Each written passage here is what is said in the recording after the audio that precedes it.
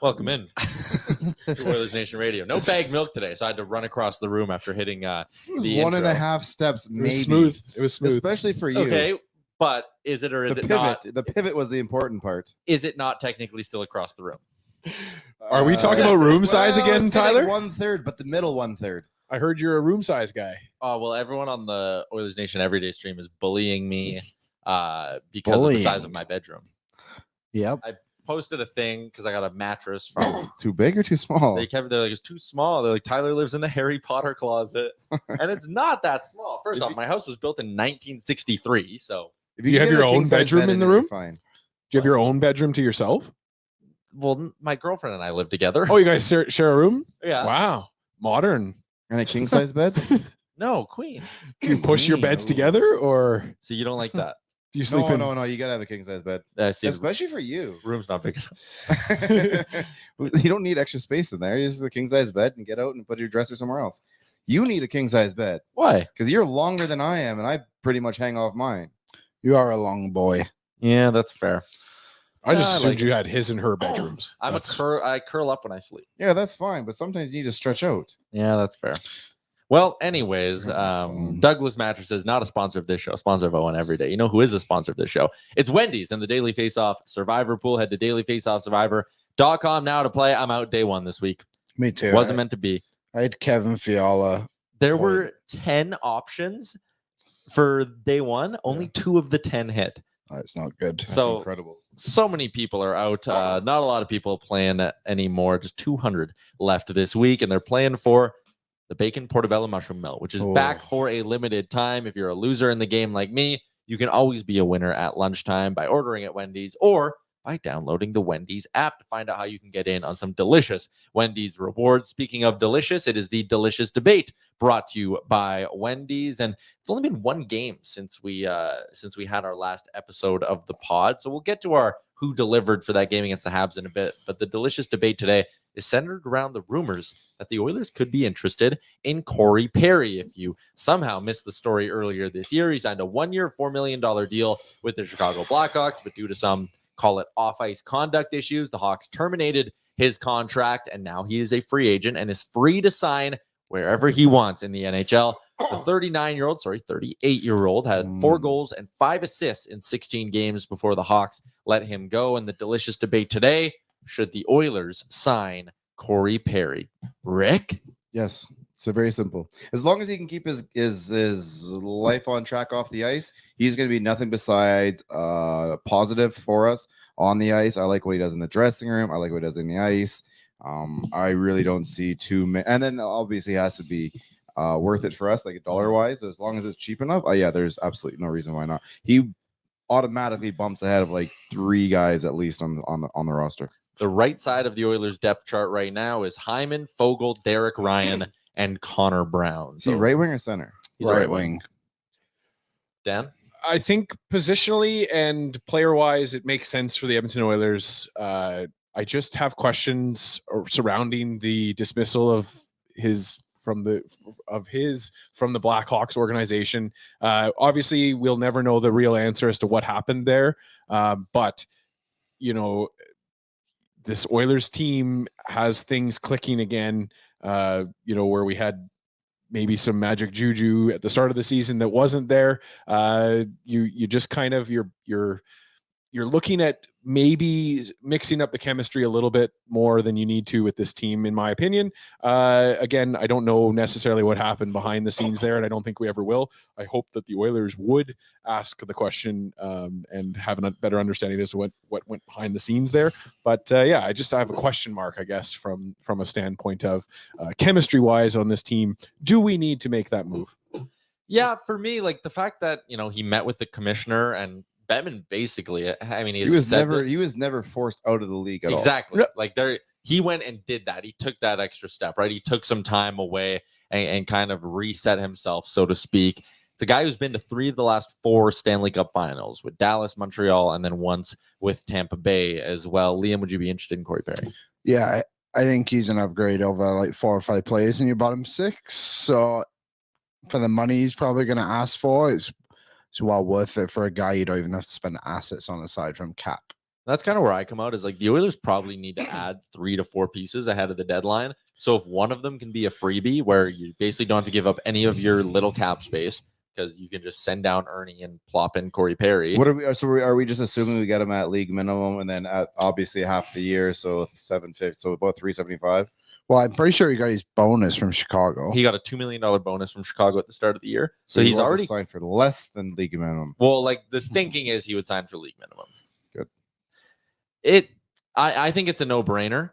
He's a guy who's done well in the playoffs in the past as well. Last year, he had 5 points in 6 games with the Lightning. Year before that, 6 goals during that playoff run to the Cup final in 23 games. So I think he would slide perfectly into this Oilers top 9. I think it'd give him a nice little boost. I kind of understand what people say, like, hey, maybe you don't want the distraction. And Elliot Friedman did come out today and kind of say maybe Perry doesn't want to be a distraction in a large market. And Friedman kind of said, Toronto is loud. There's a lot of noise there. Does Perry want that? Edmonton is a louder market. Does he want that? And what kind of noise are we referring to? Just in terms of the fan base, eyes on you, whatnot. Like Friedman. Talking about your past or your present? Past. All right. Friedman basically kind of made it sound like, hey, does he want one of these or does he want to go to an LA or a Florida where he can just sort of slide under the radar a little bit, which is interesting. Well, and I mean, assuming that he's going to take the league minimum, he's just then picking his team. And I mean, and then you wonder if we are the spot for him for that sensibility. He strikes me as a guy that would love to join a team like in LA where maybe they don't necessarily have all the pieces right now, but he could come in and be one of those additional. See, and I think he wouldn't be scared about going to a big market because Chicago is a very big market. I know they may not, or we may not hear a lot of Blackhawk fan chatter, but a market that big, I assume they've got a pretty good following that it may not make it over here, but I assume they have their fans are very in touch with their team, so it's not like it's going to be that much different playing there than it is here. This morning on the Kevin Carius show with our friends at Sports 1440, Frank Saravalli said the Oilers' objective this year is a third-line center and a second-line right wing and a 1B goalie. But he then went on to add, even though Perry isn't one of those 3 things, Corey Perry is a target. And he did say on Ched earlier in the week that the Oilers have been doing their due diligence on Perry for a couple of weeks. So Frank added interest, or he believes the interest is mutual. Ooh, I like Gets that. you a little excited? It does. He's the type of player that you want in your lineup, man. Like we always love it when Evander has those games where he plays like that. Like this is Corey Perry's go-to game style. Like Evander's a shooter, he's a scorer who can also do that other stuff. But at this point in his career, Corey Perry, he's very, very fucking good at that stuff. We have and to I think adding that to our roster right now would be awesome. I think too, you look when he was at the Blackhawks for his brief stint there, like whenever Bedard was touched, Perry was right there on the doorstep to help him out, right? So like they always have more stars on the team, and I think you need those guys to protect isn't the right word, but just kind of like a little reassurance that backup is on the way. But even besides that, that's more of a reactionary thing. I like the proactive thing where he's out there pissing guys off first. Yeah, I like both of them. I like both angles. Like definitely take care of your own guys after something happens, but I love when he goes out there and gets under the skin of other teams and other players ahead of time, and he's out there initiating that. I think we have a problem initiating a lot of different things on the ice, whether it comes to a lot of things actually. That if we can get somebody out there who's a shit disturber who pushes like that, I think it'd be great for our team. Maybe fill in a little of what we missed when Klim Kostin went to Detroit. Right? Yeah. But then some. Like I think and I mean I take nothing away from Klim at all, but I think Corey Perry is better at doing that greasy shit. Mm-hmm. I think he's one of the best in the league at doing that greasy shit. And he can score and he can play. Like I've liked him ever since he was a 13 forward on the World Junior team to start back in 06 or 04. Yeah. He was a 13th forward. By the time they're like 2 games in, he's up on the first line. I just think we need to release what do we tell Corey? Sure. Relive exercise the demons of 2000. Was on that 2017 Ducks team. Yeah. What? He's the one who got DOT winner. He was the one the referees, remember the referees had their little side conversation of the holding the pad and said, what will we tell Corey? Remember the hot mic caught that? No. Oh man, that's still play. I remember all that shit. I don't remember. He's still grained into my brain for that one. I don't even remember that at all. Yeah, the I remember referees the were game, but- the referees were more concerned with what they would have to tell Corey Perry than to get the call right, I guess. Did they all get fired? And Daryl got fired. Did they get fired? Oh no, I think Refs. they went on to do the Stanley Cup Finals that year, didn't they? As Yeah, they well. should have. Not given. Are not given. There's your delicious debate brought to you by Wendy's and the Portobello Mushroom Melt, which is back for a limited time. Would you sign Corey Perry? Have your say. Let us know at ON Radio Podcast. I also want to let you know that if you leave us a review on Apple Podcasts, I'm just saying you might be winning some delicious, a little delicious gift card or gift certificate, Really? I should say, for Oodle Noodle. You might get a free box of noodles if you leave us a review on Apple Podcasts. So get to it. Come on. Maybe I'll leave a review. You're not eligible. No one in this room right now is eligible. Love the podcast. Big fan of all of you guys. Better when bag Need there. more of the Englishmen. Good Oodle Noodle supporters. There you go. The Oilers have played one game since we last did a podcast, but it was a win over the Montreal Canadiens. 2-1 the final as they extended their win streak. Before we get to who delivered, let me just throw this out there. What did you guys make of Habs fans booing Connor McDavid? I love I it. think it's hilarious. I thought it was perfect. I think he needs that kind of stuff. He wants to be that guy He's for gotten every it other before, fan so I base. do- If I'm not mistaken, he's gotten it from them before. Yeah. Yeah, it was good. It was like I think he was playing a role in that game where he was under the skin of the fans a little bit, and getting some calls here, and then he took some liberties there and got called against it as well. But yeah, I love when he fires up the other fan bases. I think it's good. I think we can't be hypocritical in the sense of we always say hockey fans are dull and don't bring anything to the game. So I'm a big fan of the Habs fans doing something. From their perspective, it's like, hey, make it Piss tough on the people guy. off, Try to get in yeah. his head. The thing is, I think it usually fuels McDavid, but Like, they suck. They've not been good this season, right? They've not been good for a few years. So for them to try and make their home ice an advantage, like, absolutely. Boo everyone. Boo them all. But I thought it was very fitting that they booed the whole game and it was Bush that scored the winner. Liam, you may think they suck. Oh, actually, yeah, they only have They 9. suck. They have 9 regulation wins on the Yeah. year. That's stinky. That's really bad. Habs 18-8-7, 500 points percentage on the year. Oilers beat them for the franchise record 10th straight game. The record has been set, something that even the teams that had Wayne and Mess couldn't do. And although some people love to bring up the whole, there were ties back then. But have the Oilers won in a shootout over this winning streak? Yes. Yeah, one One. couple games. ago. Who was it? They overtime, but shootout? No, it was LA. They beat LA in a shootout. Oh, yeah, you're right. So win number Mhm. 3 on this, or win number, that would have been win number 5, sorry, on the winning streak would have been a shootout victory. So let's get into who delivered for that game against the Montreal Canadiens. It's brought to you by DoorDash for a limited time. Our Canadian listeners can get 25% off and 0 delivery fees on their first order of $15 or more. All you need to do is download the DoorDash app and enter the promo code NATION at 25. Dan, I'll let you go first. Who delivered? It's annoying. We won the game, but I'm going to give it to another goalie that we didn't expect to have happen. It's going to be the opposition goaltending again. Sam Montembeault delivered another stellar performance. The Oilers were able to overcome it, but it's kind of getting to be a trend with this team that the goalies are getting up for us, and I love to see it when the Oilers are able to overcome it. So I'll give the head nod to Sam Montembeault for delivering his performance there. Liam? I'll give it the other way, and I will give it to Stuart Skinner, who has arguably been the best goalie in the league for the past month, maybe a little bit longer, right? Mm-hmm. Been unreal. If it's not for Stu, the last 3 games have all been 1-goal games. Mm-hmm. And I know Pickett had a game in there too, but there's been so much criticism of Skinner this season. And we had who do we have the other week who's a goalie? Hutton. Oh, yeah, Hutton on our show. I know. And he said, I asked, I'm sure it was him. I was like, what does stealing a game mean in the NHL? He's like allowing 1 goal. So Skinner's been stealing a lot of games. Yeah, he has been. 3-2 against the Wings. It was 2-1 against Montreal. It was 2-1 against the Hawks earlier in the week as well. I know Pickard got Isn't one it of those 17 starts. goals in the 10 games? Yeah, 1.7 average goals against, which is pretty It's crazy. not bad. Rick, who delivered for you? Well, you know what? He's had a slightly below his own average type of season right now, putting up points and whatnot. And when you watch him on the ice, he kind of leaves you wanting a little bit more, only because of what he's done for you before.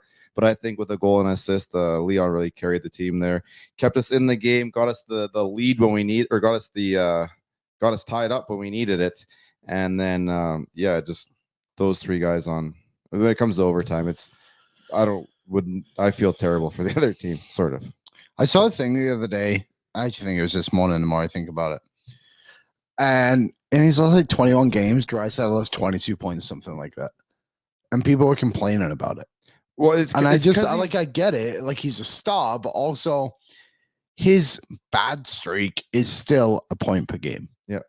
Kind of crazy. I don't know. I just think like he's been playing fine. And also, I'm sure over that 20 game streak or whatever, like he wasn't playing with McLeod and Fogle. He was mixing line mates all the time. Like, I bet if you corrected those statistics to benefit it a little bit more in his last 10, I bet he has like way more than that or whatever. I bet it agrees with him more. You know what I mean? Mm.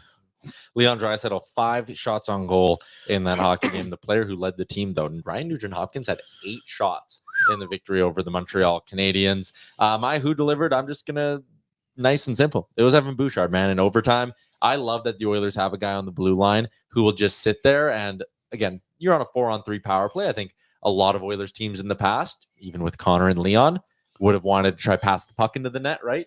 Zip it around, make 3-4 cross ice passes, and try to wait till a guy's wide open back door. I love that Evan Bouchard just goes, you know what? I shoot the puck really hard, and I'm just going to hammer this thing. And it worked. Like, for that puck to hit the post, hit Montembeault's ass, and still have enough juice to go in, like, it was an absolute rocket. And I just love the mindset of like, yeah, okay, we passed it around enough here. I'm just going to hammer this thing, because when I shoot it hard, it's hard for the goalie to stop. You think he has a green light on that line?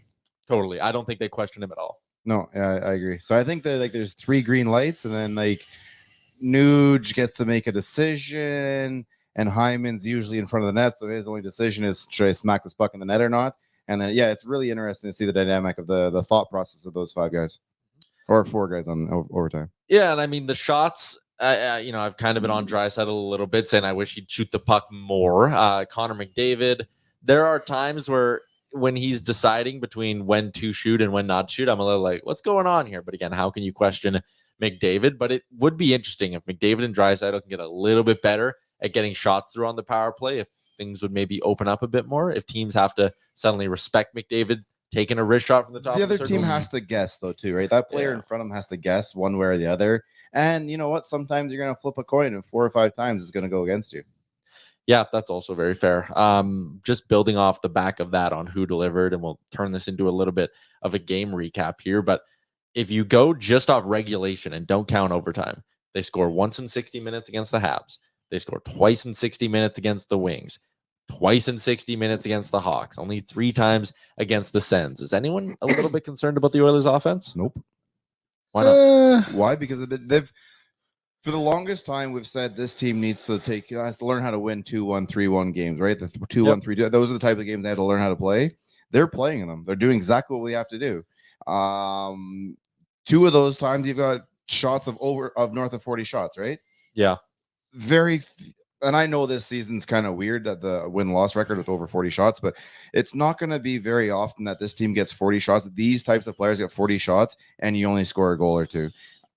If you're getting beat on the other end, maybe you'd worry about it a little bit more. But right now, maybe it's just a down cycle. Like, this team is too good. These guys are too good. Evander Kane's going to get going here and pop 7 goals in 4 games or something like that. It's going to happen. So like Liam said, if Leon's having a meh type of time and he's still putting up 21 points in 20 games, the Oilers are putting up a meh time and still winning as well. Like, this is all positives. I will say it's a little bit concerning, but I'm not as worried as I was at the start of the season, because like Rick said, they're winning these games at the end of the day, so it's not that terrible. But this is now the 2nd or 3rd time they've gone through a patch where they can't finish, but they're still getting the shots on net. So that's good. They just have a lot of guys who are streaky, and unfortunately, a lot of those guys get streaky all at the same time. It's just like, holy smokes! Like, come on, like, can we just have McLeod that's streaky and Fogel's buzzing?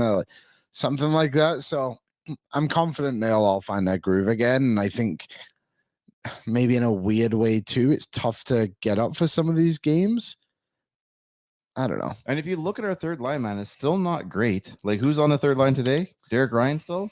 It's McLeod, Ryan, and Janmark. Yeah, that's why they need Perry. That's what I was gonna say. You take a guy like Corey Perry, you add him there, you start to get a little more consistent offense at the third line, which opens up the second line. And the first line is fucking terrifying. They are the best line in the league. Go ahead, Dan. I was just going to say, I think that defensively, this team has been improving in spades. So, yes, maybe you've seen a slight decrease offensively as a result of that as well. And so, for me, I'm not so concerned because I do see the effort from this team to limit the real like grade A scoring chances now.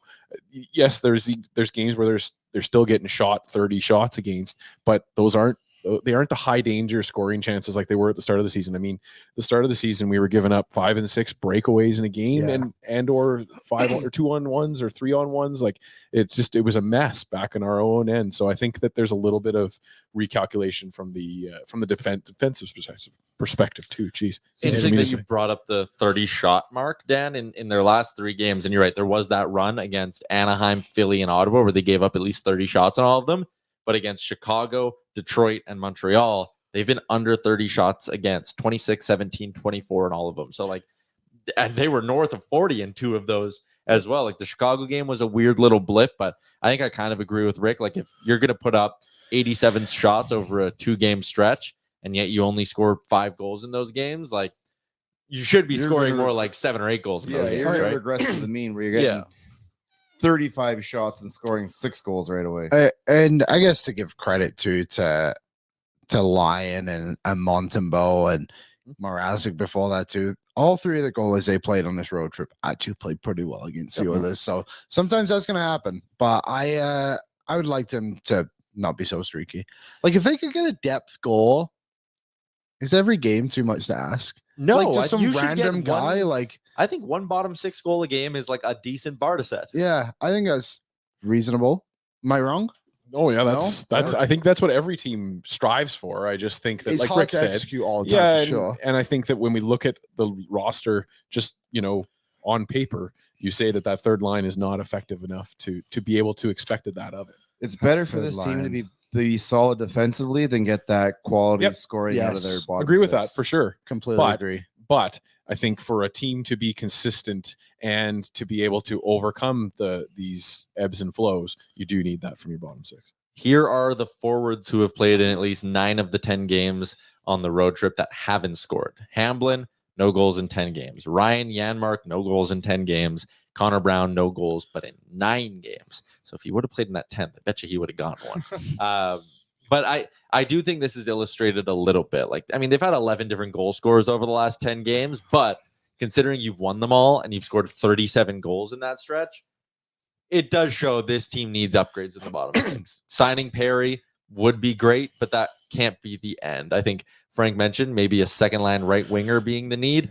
If you have Perry, maybe you're a little bit happier with the right side of your depth chart, and you're looking for someone. If you bring in Perry right now, it's not even an addition. Like it's addition by subtraction. You got to drop a guy off your roster, so it's not like you're just swapping out a dude here. Perry but I mean, you're Ernie's going to go down to Bakersfield, and you're going to take a step. You're going to take Ernie's spot and take it and increase it by 3/4 of a step by adding a guy like Corey Perry. Yep. Then you go find an extra top 9 forward, and maybe if you can upgrade on someone like Cody Ceci, that would be. I don't think they'll actually touch the blue line.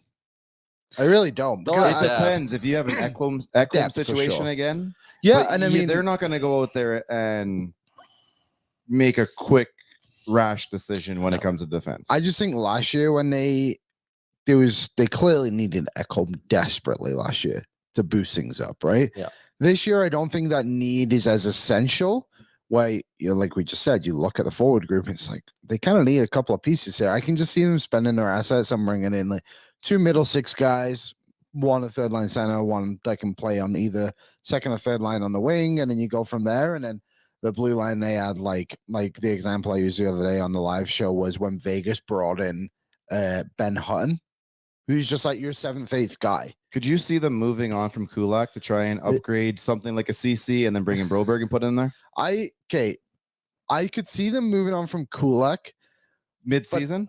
Yes, but I don't think that money would then be spent to upgrade on CC. You just still go up to the forwards at first. I don't think you can take out 2 defensemen. You would bring in No, Broberg. you'd be upgrading CC. So you'd be moving out, like, say, Broberg and replacing, or sorry, moving out Kulak, replacing Broberg, which is going to be a question mark. Broberg's still relatively uncertain, you know.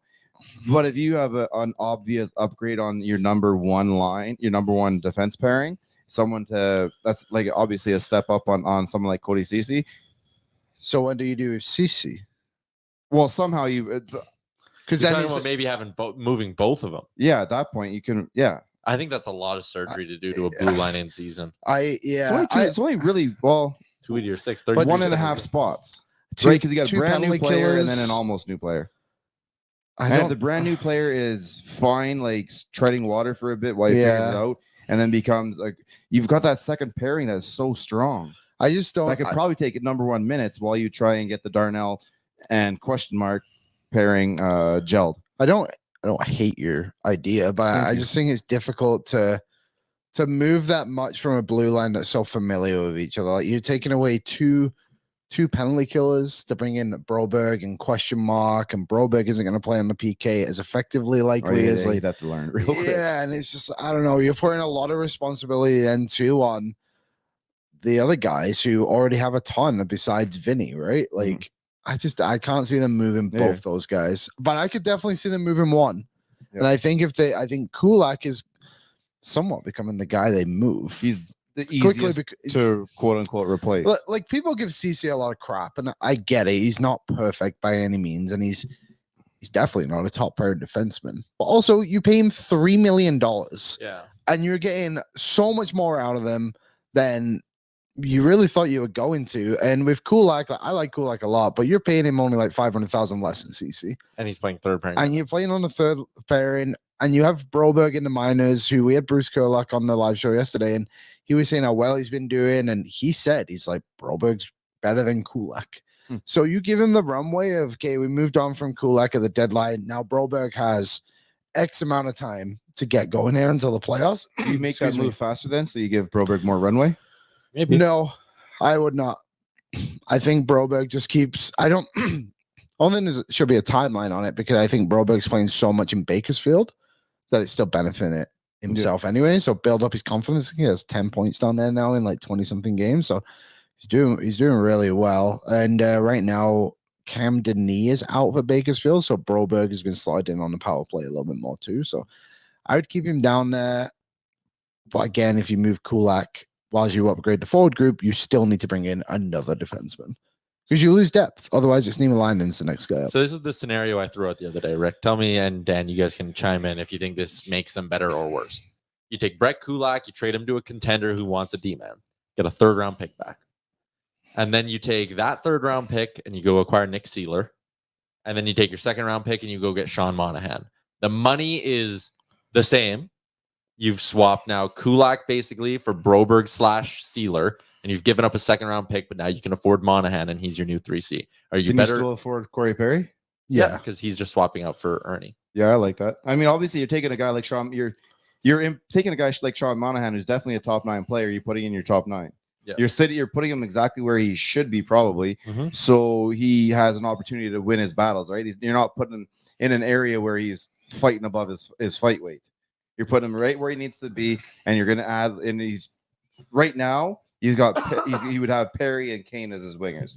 I think that's a quality third line. So then what you could do then, right? You could have Draisaitl stay with McLeod and Fogle. In this scenario, your third line would be Monahan, Kane, and Perry. And your fourth line would be potentially like Hamblin, Ernie, and someone else. Yeah, you still have Janmark and Gagne to go too. Yeah. So you can mix in Janmark. Interesting.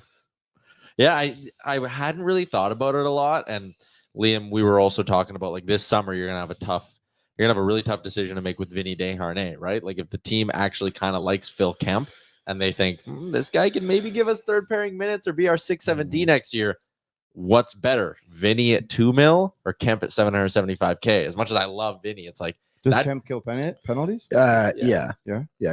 He's kind of like another Vinny. Not as tall. I think he has a bit more offense to him, if I'm not mistaken. Vinny Yeah, Vinny doesn't Didn't have really. Well, though, he had that just- look to lead the game against Montreal. Whew, I thought he was going to bury that thing. At home. Yeah, but I love Vinny, and I would love to see him be an Oiler for a long, long time. But I also look at that and go, dude, you're a 7th-round pick, and you might have a market this summer. Like, Vinny might get $2 million plus. A team like Chicago might be like, you know what, 2.5, 2.75. We want you bad. I'll say there's going to be no bag chasing. That's all I can say. All right. Interesting. Yeah, I mean, hey, maybe if he wants to win and he, loves that he came up in the Oilers organization and all that, that's a possibility as well. So. This is going to be way out there, but is there a day in like a year or two where your right side is Vinny, Kemp, and Bouchard? It'll be Vinny, Warner, and Bouchard. Yeah, that's kind of what the future would. If things go as they could you open up next year with Bouchard 1, Vin 2, Kemp 3? No. Sorry, what did you say? So down the right side. Yeah. Down the right side. Bouch has 1, Vin has 2, Kemp has 3. No, that's not good enough. No. I think Vinny's got to be a third pairing guy, and that's why I don't think. Again, let's say Vinny cuts him a deal, or the middle ground is like 1.75 for Vinny. I don't think you can have Vinny and Kulak making both that much money. You need to have a league min guy somewhere. Then you'd go the other side. You go Nurse, you'd go Ekholm, and you'd go Broberg. Yeah, I would do that. And then your right side, the way I said it. Oh, Vinny. So you're playing Vinny and Nurse on a pairing? No, it'd be Ekholm and Vinny. And I want Bush and Nurse. Or yeah, whatever you do. Yeah, whatever you do. But those are your 60 men. Yeah. I don't know. I don't think that's good enough. But it's for a cheaper. regular season. But it's cheaper. And it's just a regular season one, right? Like it's just this team. Like our roster right now is what I think was regular season championship worthy. One of the best of the regular season rosters. Yeah. Like obviously you build up as you go, but going in, I mean, can you not start the year like that and see what you got? Yeah. If you like Kemp that much. I don't know enough about him, Kemp, to like kind of put that on him. I don't know. I just feel like the others don't need to experiment to that extent. You know what I mean? Well, what's CC have left on his deal? 1 more year after this one? Yeah. So you're going to be almost in that spot anyways. Because you're good. Like, just say if we do make up the Kulak move this year, now you're only 1 step away from being in that spot. And you're talking about a player in a contract year, you might be able whatever the hell. I wonder who, like, if you were to find a way to get out of both CC and Kulak this offseason. And replace them with I know almost league minimum contracts. Yeah, like it gives you more money to spend up front. I'm also just sitting here, I'm quickly pulling up the free agent list for this upcoming season. And I'm kind of going, if you can get rid of that 5 point whatever million you had on those two, is there someone you can maybe swing for a little bit? Like the UFAs this offseason are Montour, TJ Brody, Dylan DeMello, John Klingberg, Matt Dumba, Shane Gostisbehere, Chris Tanev would be a popular name as well. What's Tanev going to cost you? Tanev will be expensive. He might get he's 34 though. He might only get a 2 or 3 year deal somewhere. And how much? $5 million bucks. Mm-hmm. There's not really many names that scream out at you there, are they? Like I like DeMello. Well, who are the righties? Or were they all righties that you said? The righties: Montour, DeMello, Klingberg, Dumba, Tanev, Myers, Hakanpää, Stetcher, Barry. Hakanpää is not bad, right? Yeah, but isn't he just Vinny? Yeah, that's true. That's true. So it'll be I mean, we're a long ways away from a lot of these decisions. Obviously, a lot of hockey left to be played, but I think there is a chance that at this time next year, the blue line looks drastically different than it is right now. 2 names different. 2 out. 2 in. Maybe 3. Maybe Broberg's done. He did kind of. There was talk, rumors, rumblings that he's not happy here. So I think he's not happy because he's not getting ice time. You get him ice time on this roster. I think that turns your spirits around real quick. I don't even think it was ice time in Edmonton. I think it's just the fact that, well, I guess it kind of is, but like he just wasn't playing. 5 minutes up. He wasn't doing anything. Like I think he seems happier now. While we haven't heard he's anything. Playing 20. Like let me play real minutes. Not exactly. Like what is he gonna? There's only so many times you can practice and get 100%. better, right? Like especially at his age. Yeah, and there's definitely an advantage to it and something you can benefit from it. But like at the end of the day, if you're skating around passing pucks every single day, like come on, you're not gonna get better.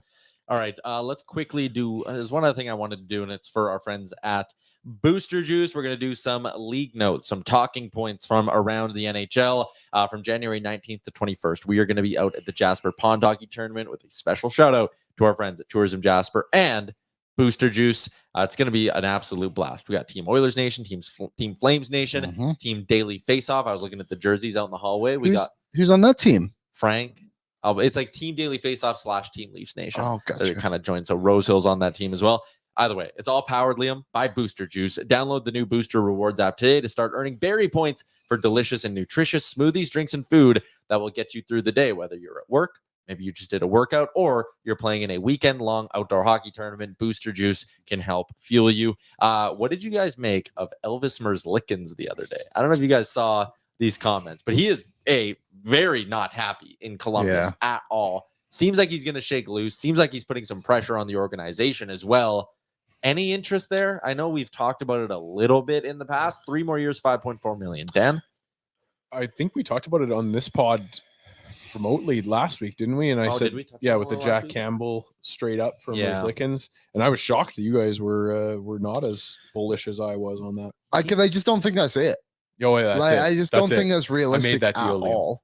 I made the deal. It's already done. By making a deal like that also ties your hands in terms of other types of contracts. That's the thing, too. You're going to put Merzlikins on the team, all of a sudden. Campbell, you don't have the buried cap space of Campbell anymore.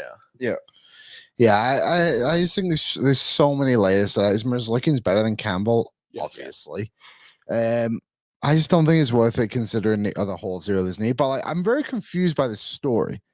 So he beat Vancouver, right? Yep.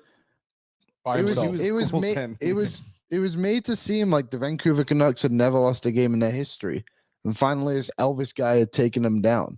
Well, your goalie played well. I didn't understand the hype around it. Well, the comments were interesting, of course, but and like Merzlikins was celebrating like crazy on the ice, and then so strange. Yeah, it was weird.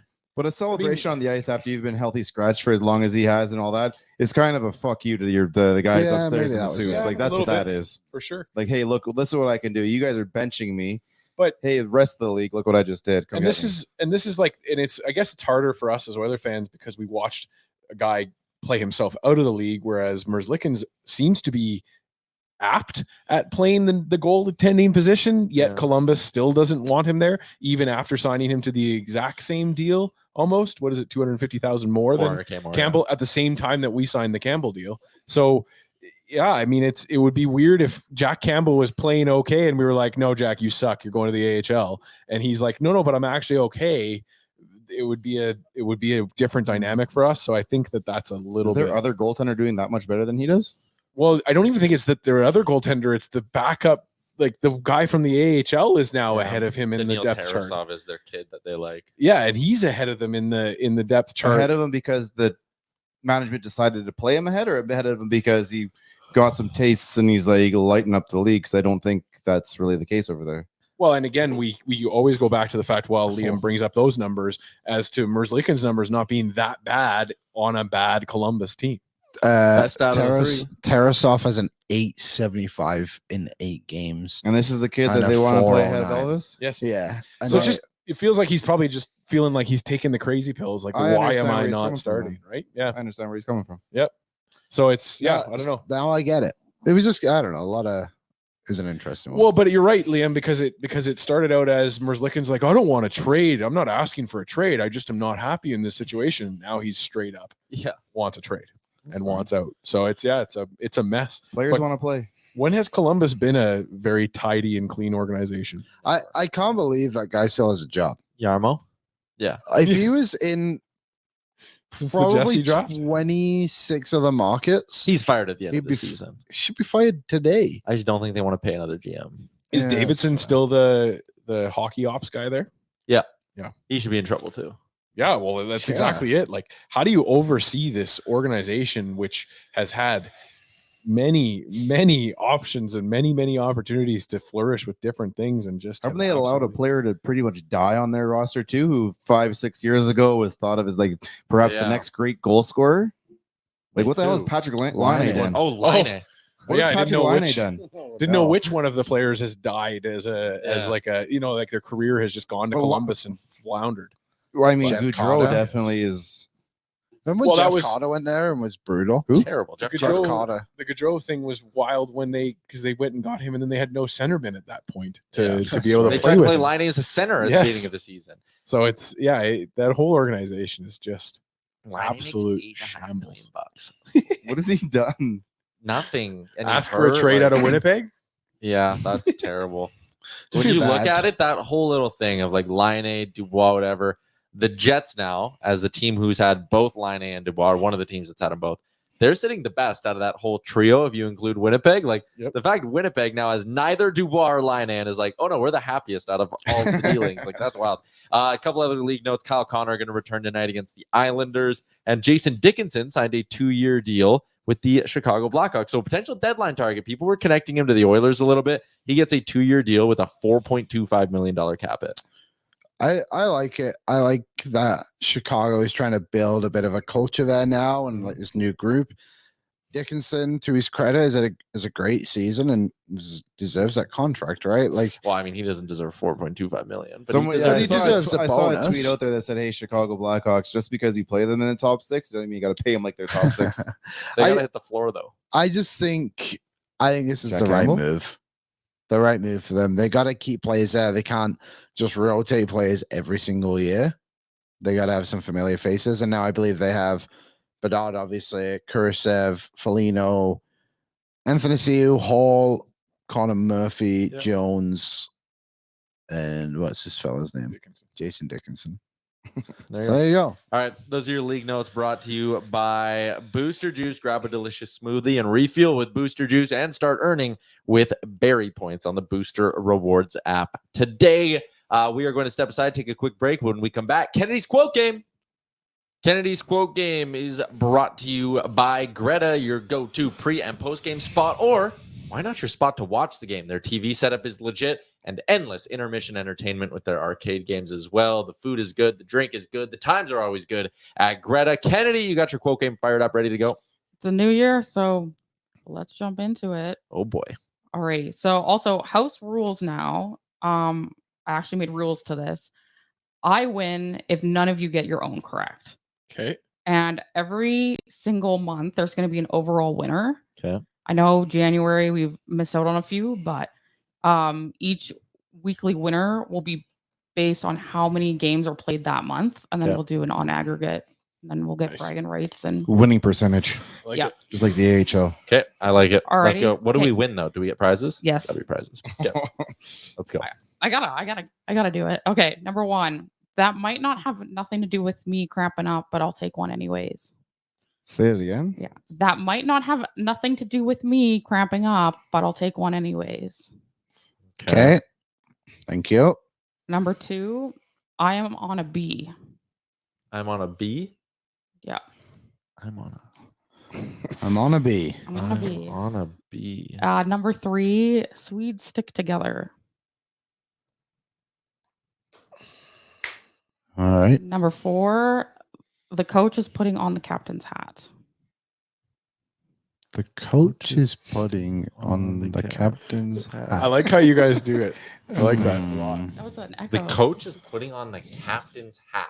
I like when you guys repeat the quote back to Kennedy. That's Like you're better. trying to think of who said it. who I'm gonna wrote change it, my hear it. mind on that one. Say Actually. it. Okay. Okay, number five, we said paraphrase it. Okay. And number six, short Derek Ryan. Ah, damn it.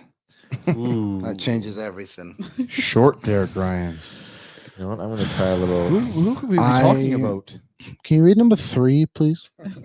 Swedes stick together. Can you read number 5, please? Did Can you you even use- listen to the Can first you one I use it said? as a sentence? We said paraphrase it was number 5. God damn it. All What was right. the origin of the quote? All right. Number 4. Yeah, what was number 4 again? Like, What was the language that it was spoken in? Can you Right, say it in what a podcast sentence? is this? I'm not Okay. super confident in this. Oh, me neither. Alright. but Alrighty. we'll see what I can do. All You guys play for serious? Oh, yeah. I'm playing for I do keeps. everything for serious. Let's go. All right. Number Oh, I can see 1. Liam's Number list. one, that might not have nothing to do with me cramping up, but I'll take one anyways. Dan, I said me. Liam. Said Mine. Rick. Said Rick. I don't think it was me. I have Liam. Alrighty, here we go. His left. Plenty left. They're I very might good. have one after. They're Yeah. actually massive. He might be cramping up here. No, Are you cramping up? I don't think I'm You cramping. want to up. rub down? Well, that might have nothing to do with me cramping up. I'll just take one. Oh, I'm Wow. so fucked That now. was a tie. Yeah, this is not Ah, Ty said it. damn. Bag chuck. Alrighty. Number 2. I am on a B. I said Dan. I said Rick. good. I said Tyler. I have Dan. A B plus. One more move would have pushed me to an A, but I'm gonna stay in the B's. I am on a B. Oh, Okay. damn! This is a tough one. This is not good. This is not a good start. Is anyone 2 for 2? Nope.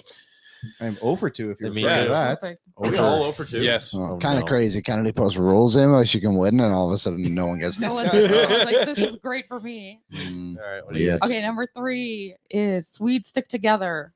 BM. I said Tyler. Said Liam. I have me. Okay. I'm not even close. We've got almost everybody covered there. Here we So go. Stuff.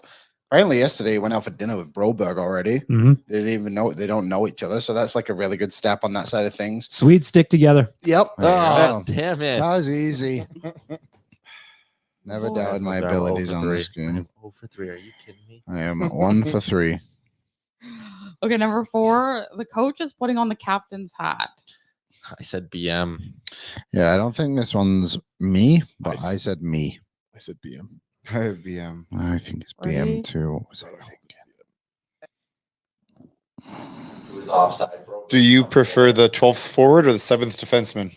You yourself. Coach game one. Yaremchuk, you are putting on your captain's hat, and you are putting together a lineup that. The coach has put on the captain's hat. That's right. Oh, And you will put man. together a. I'm Ridiculous. 0 for 4. Oh my god, this is a disaster. He's Kennedy enjoying clue? this. Oh, yes. Okay, number 5. Number 5, we said paraphrase it. I said Liam. I said Dan. I said myself. I have Dan. Alrighty, here's the. I feel like I was on time. There's gonna be a game where the coach just sits down on the bench with a towel over his head, just can't figure it out. Like But I Liam, throw it in. I'm good. but Liam, we said to paraphrase. Yes. The Dan quote. Oh, Well, It's a big one. He's a big one. I'm doomed. All right, I'm 0 for 5. All right, number 6, short Derek Ryan. I guess Liam. I said bagged milk. I decided on these last 2 to put myself for both, thinking I might get one. So I said myself again. I have Liam. Alrighty, here's a quote. Just allows you to maybe just put Derek Ryan on the right wing, maybe a little bit more than a Which one, centerman. long or short? Short Derek Ryan. Gotcha. And then That was a long. Well, No longer that's short. that is a double whammy. No. What was the quote again? You said it. Are you Be a gonna little- call More than a Which centerman. one, long or short? Short Derek Ryan. Gotcha. And then you short put Derek Ryan? No point of I contention went 0 there. for 6. I went 1 for 6. Wow. Thank you, Liam, for saving my numbers there. 2. 2. two. Alrighty. Okay. All right. Oh, that was really hard. Thanks. That was Kennedy. tough. That was a tough one. Can you clear this up for me, Kennedy? Oh, thank you. There you go. Kennedy's quote game brought to you by Greta. We'll have Kennedy back again next week to play again. Let's wrap up the show with a game preview for Alberta Blue Cross. Protect your memories and more wherever your travel takes you with Alberta Blue Cross and their travel insurance. To find out more, head to ab.bluecross.ca/travel. Maybe you want to head on a nation vacation. Brought to you by Alberta Blue Cross. Waz asked himself earlier today in a social video what he's most excited for about Phoenix and Arizona. And he said touching a cactus. Hugging kinds the of coffee. cactus. Yeah. Oh, God. So that's where we're at with Waz. He said he's never seen a cactus before. He's a liar. but like that doesn't even make anyways. Waz. That's the kind of fun stuff you get into when you come on a nation vacation. Head to nationgear.ca now to get in on the trip. Oilers taking on the Toronto Maple Leafs tonight. The atmosphere should be great inside Rogers Place, as there'll be a lot of Leafs fans in attendance, and that usually leads to the crowd being pretty into the entire game. But the Oilers are taking on a Leafs team that has not only lost 3 consecutive hockey games, they've blown leads in every single one. They were up 3-1 on the Islanders, 3-0 on the Avs after the first period, and up 2-1 on the Red Wings heading into the third. Blew them all, lost them all. The Leafs have 13 regulation wins in 41 games. They are straight up 21-20. They've just been scooping up loser points. It's a winnable matchup, Rick. Yeah, I don't pay attention to the other team, man. I've said this right. a lot of times. As long as the Oilers go out and do their thing, they should be okay. If they play the way they have in their own end the last 10 games, I think you really lock down Toronto's offense. And if you can lock down their offense, their defense, it's not good. No, it's not good at all. So you start you start cycling in their end. We should get our offensive opportunities, no problem. You got to score them. Their goaltending, again, not good. Yeah. Outside of their top 6, it's a quick jump off a cliff. Well, when this season started, I was excited to see the Toronto Maple Leafs and the kind of team that Tree Living had created in the offseason in a quick overhaul of the roster. But I predicted it at the start of the year that Reeves was going to be nullified by the media pretty quickly, and that happened.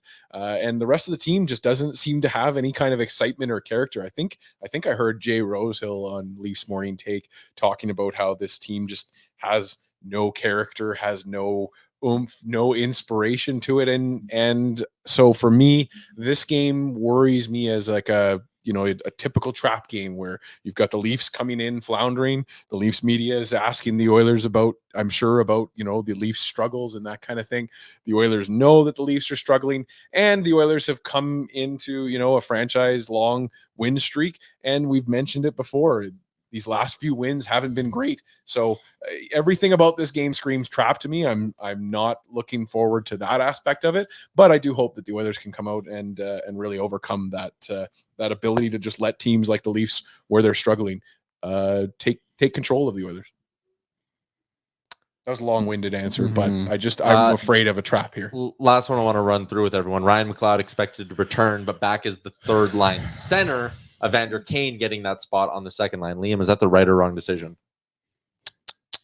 Probably, I don't know. He was okay against Montreal. I think you got to get him going a little bit, but I think McLeod did nothing wrong to lose his spot on that line. So I don't think they're moving him because of something he's done. I think they're moving him because they'd like to see him at the third line center. You're trying to get Kane going.